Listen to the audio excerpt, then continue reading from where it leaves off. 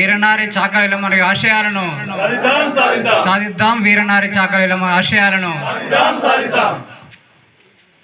ఈరోజు వీరనారి తెలంగాణ రైతాంగ సాయుధ పోరాట యోధురాలు మరి వీరవనిత మరి చిట్యాల ఐలమ్మ గారి జయంతి కార్యక్రమాన్ని పురస్కరించుకొని పారిపల్లి గ్రామంలో రజక సంఘం ఆధ్వర్యంలో ఏర్పాటు చేసినటువంటి జయంతి కార్యక్రమంలో హాజరైనటువంటి అన్ని రాజకీయ పక్షాల నాయకులకు, అదేవిధంగా కుల సంఘాల నాయకులకు, యువజన సంఘాల నాయకులకు, బహుజన సంఘాల నాయకులందరికీ, గ్రామ పెద్దలు, యువకులందరూ కూడా పేరు పేరున ప్రత్యేకమైనటువంటి ధన్యవాదాలు తెలియజేస్తా ఉన్నాం. మరి చాకలి ఐలమ్మ పక్కనే ఉన్నటువంటి వరంగల్ జిల్లాలో కృష్ణాపురం గ్రామంలో జన్మించినటువంటి చిట్యాల ఐలమ్మ మరి వీరోచితంగా పోరాటం చేసి ఆనాడు భూమి కోసం, భుక్తి కోసం, తెలంగాణ ప్రాంత విముక్తి కోసం మరి వీరోచితమైనటువంటి పోరాటం చేసి ఆనాటి భూస్వాములకు వ్యతిరేకంగా పెద్ద ఎత్తున ఉద్యమం నిర్మాణం చేసి ఈ తెలంగాణ ప్రాంత విముక్తి కోసం మరి వీరోచితమైనటువంటి ఉద్యమం నిర్మాణం చేసినటువంటి పోరాట యోధురాలు మరి చిట్యాల ఐలమ్మ. మరి ఆ రోజుల్లోనే అంత పెద్ద ఎత్తున ఉద్యమానికి, నిర్మాణానికి శ్రీకారం చుట్టి ఒక తెగువను ప్రదర్శించినటువంటి చాకలి ఐలమ్మ ఆనాడు భూమి కోసం, ఆనాడు దొరల గడిల పైన పెద్ద ఎత్తున మరి దొరల గడిలకు వ్యతిరేకంగా ఉద్యమం నిర్మాణం చేసినటువంటి యోధురాలు. మరి అట్లాంటి యోధురాల యొక్క జయంతి కార్యక్రమాన్ని ఇలా రాష్ట్ర ప్రభుత్వం అధికారికంగా నిర్వహించడం చాలా గొప్ప పరిణామం. అదే విధంగా ఈ మధ్య కాలంలోనే ప్రభుత్వం మహిళా యూనివర్సిటీకి, హైదరాబాద్ లో ఉన్నటువంటి కోటి ప్రాంతంలో ఉన్నటువంటి మహిళా యూనివర్సిటీకి ఒక చాకలి కులానికి చెందినటువంటి తెలంగాణ రైతాంగ సాయుధ పోరాటంలో వీరోచితమైనటువంటి ఉద్యమం చేసినటువంటి మరి చిట్యాల ఐలమ్మ పేరును ఆ యొక్క విశ్వవిద్యాలయానికి నామకరణం చేయడం చాలా గొప్ప పరిణామం. ప్రభుత్వం తీసుకున్నటువంటి నిర్ణయం చాలా గొప్ప నిర్ణయం.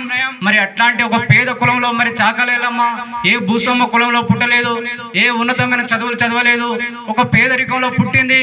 మరి అట్లాంటి పేదరికంలో, పేద కులంలో ఒక నిరక్షరాస్యులైనటువంటి కుటుంబంలో పుట్టి కూడా గొప్ప ఆశయాన్ని కలగన్నది. ఈ తెలంగాణ ప్రాంతంలో మరి కింది కులాలకు అవకాశం రావాలి, దొరల గడిలకు వ్యతిరేకంగా దొరలు ఆనాడు మరి ఇసునూరు దేశముఖ్ ఏ విధంగా మరి రామచంద్రారెడ్డి ఏ విధంగా ఆగడాలు మరి పాలకుర్తి ప్రాంతంలో ఒక 4,000 గ్రామాల్లో ఆధిపత్యం కొనసాగిస్తున్నటువంటి ఇసునూరి రామచంద్రారెడ్డి ఆగడాలకు మరి అంతమందించాలని చెప్పి ఆనాడు పెద్ద ఎత్తున ఉద్యమ నిర్మాణం చేసి ఈ తెలంగాణ ప్రాంతంలో ఒక తెగువను ప్రదర్శించినటువంటి వీరనారి మరి ఐలమ్మ.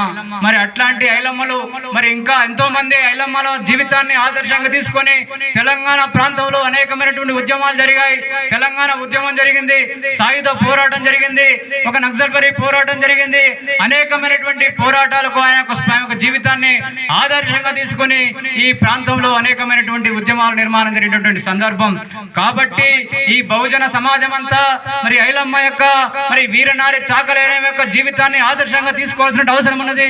రాబోయే కాలంలో మనమంతా తాడిత పీడిత వర్గాల ప్రజలంతా ఆమె యొక్క జీవితాన్ని, ఆమె ఏ విధంగా కలగన్నదో, ఈ తెలంగాణ ప్రాంతంలో అట్టడుగు వర్గాలు రాజ్యాధికారంలోకి రావాలని చెప్పి కలగన్నదో, ఆమె యొక్క జీవితాన్ని మనమంతా ఈ ప్రాంతంలో ఉన్నటువంటి బడుగు బలైన వర్గాలంతా కూడా ఆదర్శంగా తీసుకొని రాబోయే కాలంలో మన రాజ్యాధికారానికి బాటలు వేసుకోవాల్సిన అవసరం ఉందని చెప్పి ఈ సందర్భంగా విజ్ఞప్తి చేస్తా ఉన్నాం.